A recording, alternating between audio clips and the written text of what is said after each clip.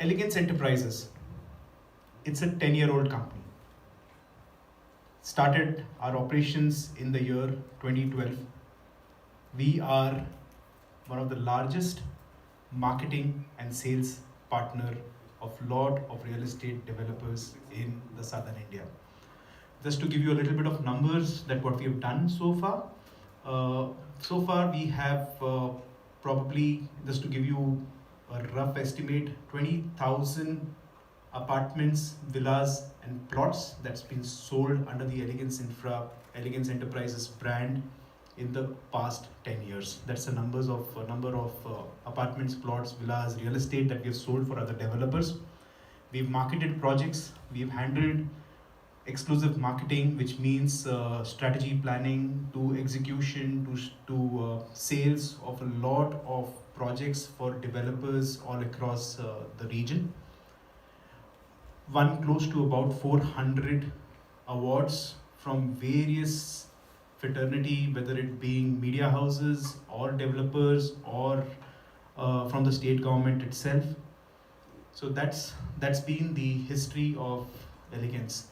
I begin by saying I'm a proud realtor and who's seen this industry and the growth of some of the icons, young stars and czars like Ravikant and Pawan from Elegance, who have shown all of us, where there is a will, there is a way. Actually, in real estate, we say wherever there is a wheel, there is a way. And that's how they've gone forward into all the things. Real estate industry, realtor, what's the first thing that comes to the mind? So I will start on a lighter note and say, when I got into this industry, my wife told me, after doing engineering, after doing MBA, after traveling the globe, after working with some of the top corporations, if broker is what you're going to become, I'm going to divorce you. Many years down the line, after seeing some success, I keep reminding her, I kept my word, you did not. You are still with me. You did not divorce me. But that's how the profession, like many other professions, has changed, has taken shape, has professionalized, and it is the stars both in Bangalore and across the country that have taken it to the next level. We had the big recession in 2007-9. We had the demonetization come up in 2015-16. We had GST introduced.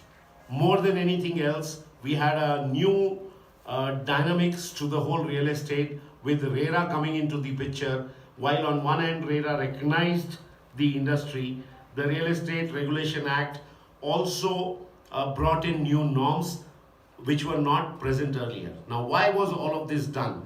To bring transparency into the industry, to bring credibility, to bring accountability, and to protect the consumer interest. Now, who are the organizations that are doing that?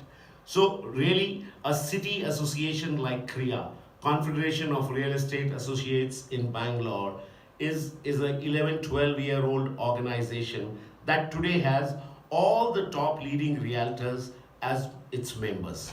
So hi, my name is Amit Porwal. I am the director of Elegance Infra. So here to talk about our transition from being a marketing company to a development company and what prompted us to take this step into development. Pretty much we've been selling apartments, villas, and understanding the real estate needs of a lot of buyers. So which actually helped us to kind of forecast the market better, because over 10 years a lot of data got collected and we were able to identify the shortfalls and the gaps which were there in the market. Being prompt on how we conduct our business, we don't delay in anything that we're doing, be truthful to our customers on whatever is happening, so give them what exactly is the truth out in the market, be very, very practical of the way we develop our projects, and at the end, design the way the project have to be and then don't go overboard. So there's a few reasons why as a company we've decided to get into development ourselves. So about our projects that we're going to come up today, that's we're discussing today is 8 Petals, which is our first plotted development project that we're going to be launching in Electronic City. It's a 400 plot project. It's going to be themed based on parks. So that's one of the reasons why we're calling the project 8 petals. Petals means flowers. So each and every park of that project is going to be themed on flowers. So it's going to add a lot of green into the place. We're going to make sure that we're getting the entire agriculture and farm life that we have been pioneers in developing for the past 1 year into the city life as well. So you will have plots, plus you will have a lot of vegetation around it. So the focus again is going back to what people really want. It's the plot that they want, but they want to still stay within the greens. So that's one of our major focuses of the plotted development that we're doing. Hi, my name is Samir Arora. I'm a realtor and I head the association at Kriya Bangalore. I'm also the president for National Association of Realtors India. With all the travel and with all the commute, I gain some bit of knowledge on real estate across the country. You know, we already, like we had BC and AD, we now have the era called before pandemic and after pandemic, before COVID and after COVID. And you want me to talk about the industry before COVID. Obviously, real estate has always been a great, robust industry. However, 2008-9 recession, followed by demonetization, RERA, GST, NBFC funding issues, and then the pandemic. The industry was hit with what you call volcano and an earthquake and a tsunami all coming at the back of each other. But those were the stabilization eras.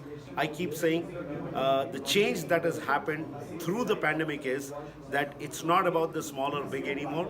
It's about the organized growing further and the unorganized vanishing out of the market.